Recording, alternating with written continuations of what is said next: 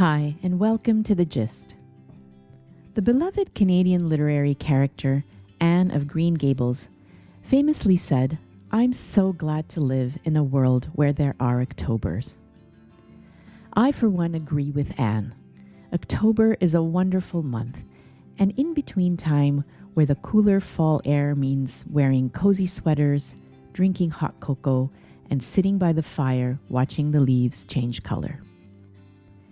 But the best part of October, for kids and adults alike, might just be Halloween.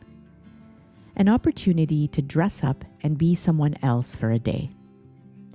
I was reminded of this just last week with all the neighborhood children, along with mine, out in droves in their costumes. I've written before about how children relish in the opportunity to embody different characters on Halloween, or through make-believe and storytelling. But really, don't we already play many different roles throughout our lives as adults? Even in a given day, we're many different people depending on where we are and who we're with. During COVID, some of these lines between our different roles started to blur: work and home, formality and leisure. Maybe that has contributed to the notion of bringing more of our private selves into the public realm, even into the workplace.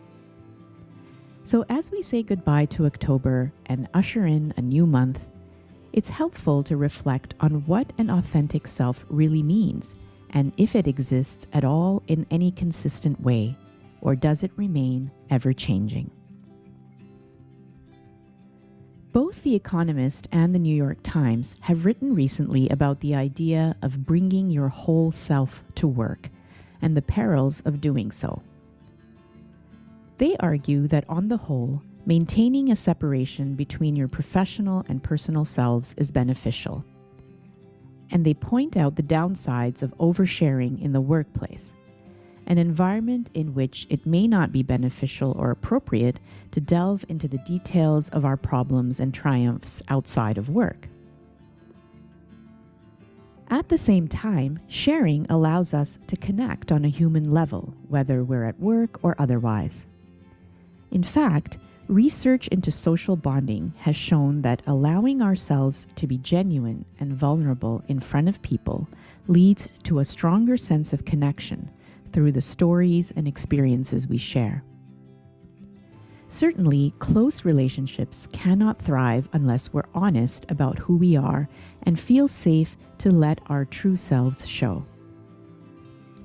Even in more distant relationships, like with neighbors or work colleagues, our days are more pleasant if we open ourselves up to each other's lives, to our interests, our joys and difficulties. So it seems that this business of being our whole selves is a complicated one, starting with the question of what does it really mean to be a whole self? Do any of us have a single definition of who we are? And how much of our different selves are we willing to reveal in different settings?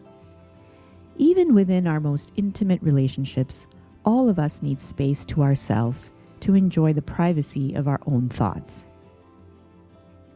Ultimately, the balance of openness and privacy is one that each of us has to find individually, and it may vary at different points in our lives and in different situations. So whether it's Halloween or not, it's always a good time to think about what costumes you wear in your daily life, how much or little of yourself you want to share with others, and what it means to be your authentic self. On that note, wishing you a great week ahead, be well, and see you next time on The Gist.